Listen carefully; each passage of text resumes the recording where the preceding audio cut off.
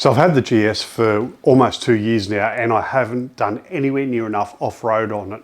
And there's always an excuse, oh, it needs that or it needs something else for me to feel totally comfortable off-road. Well, today I have the final piece.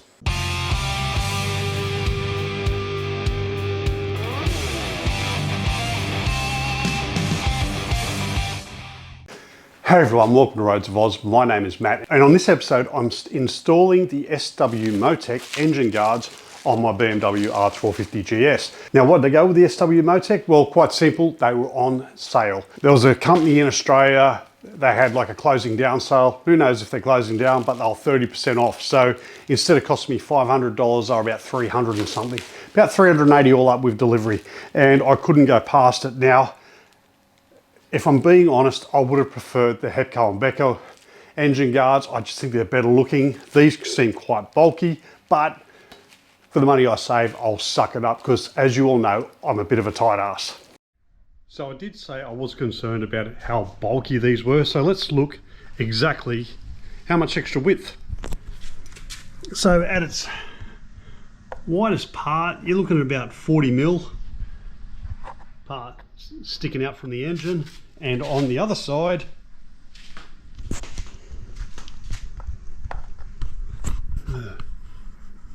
approximately 30 mil. Not sure if you can, approximately 30 mil.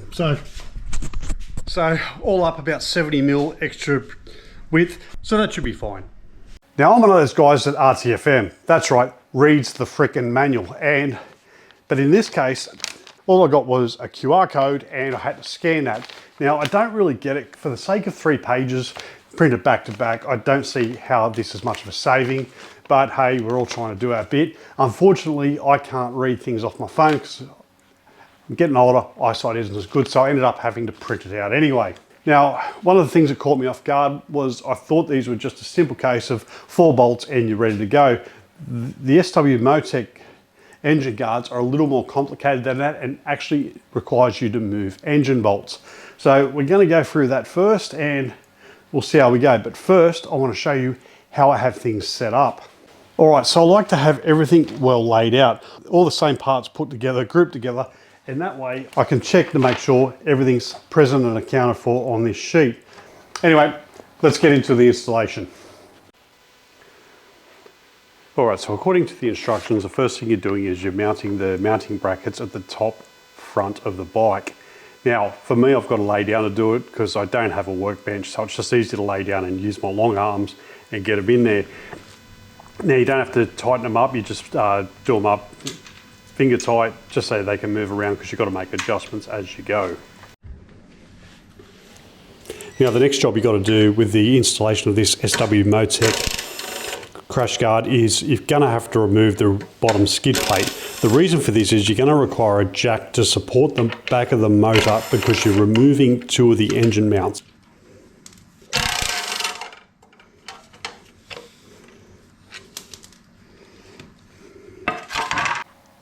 All right, so a trip to Bunnings later for the tools I need, and that cost another 75 bucks. Anyway, back into it.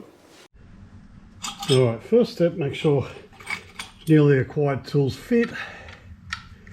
Oh, like a glove. Now, secondly, you're going to be taking 2 engine mounts out, one here and one up here. So you really need to support the bottom of the engine because you don't want it dropping on you.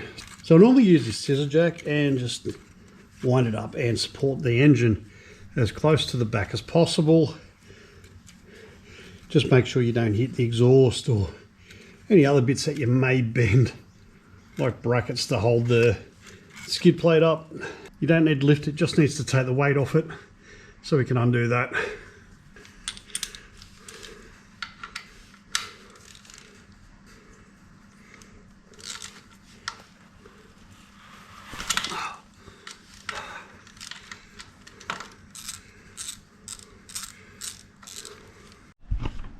All right, so getting that nut out is really a 2-person job. I've got my daughter to help me, and she never appears on any of my videos. Just a family rule. None of the girls want to be in it, and I'm okay with that. Anyway, just sort of let you know, 2-person job, and back into it. All right, so what I like to do is I like to lay the bolts and the washers out. So if you look at the instructions just here, so each bolt, washer and spacer is for the corresponding bracket. Smaller one, 30mm, and the big one, and the really big one at the back. And I just have this set up ready to go, so when it's go time, I can just get straight into it. Anyway, speaking of such, let's get into it. Now, because I'm supporting the engine, I'll have to remove this, or the engine bolt. So I'm just going to give it a bit of a wipe, clean out, get all the crud out of it, and it's ready to go. We'll give it a quick mock up, make sure I'm got it around the right way. So that would just be embarrassing to get it wrong so badly. All right. Okay, that looks like it's going to fit.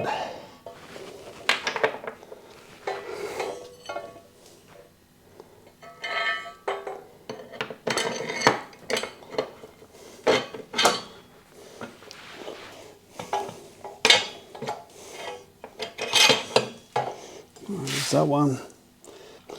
Now I'm just going to loosely fit these. So once you get the main engine bolt through, you just follow up and whatever's more comfortable for you, do the next 3 smaller bolts, get it in place. Now you don't need to tighten it up yet because you need to do the right hand side first, and that will become more clear once we get to the right hand side.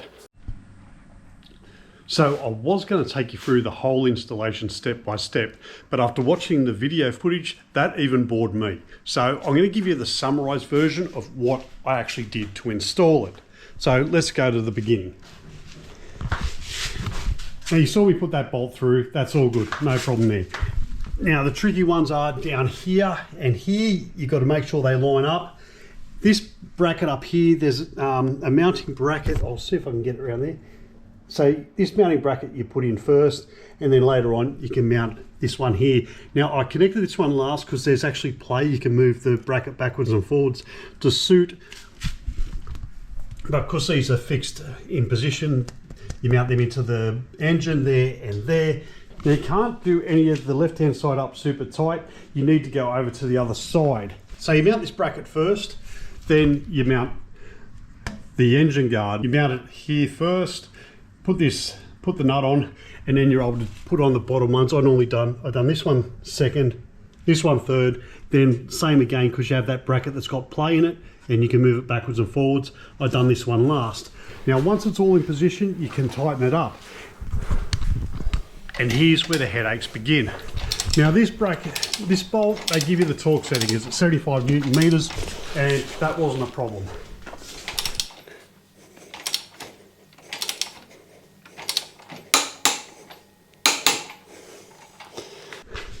You get the torque settings for the top front brackets, that's no problem.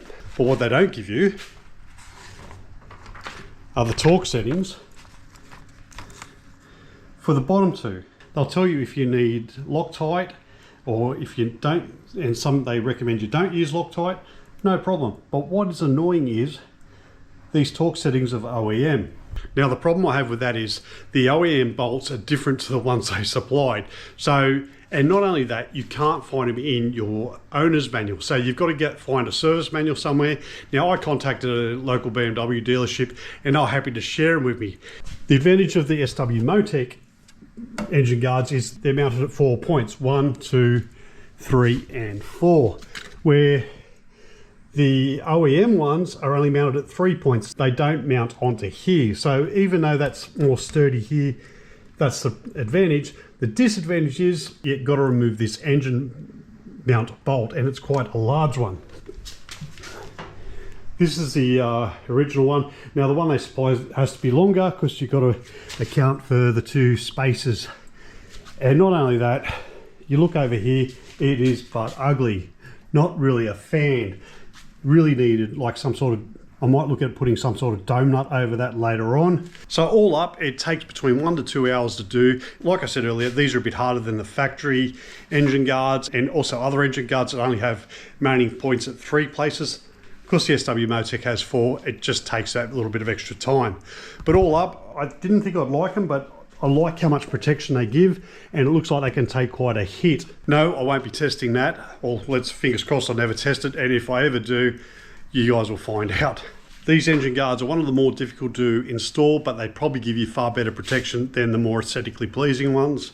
And more importantly, if they do take a hit, it doesn't look like they'll bend into the engine guard. It looks like it gives it genuine protection. Anyway, that's pretty much it for me. Thanks very much for watching. And if you like this video, and check out some of my other BMW installation reviews right here.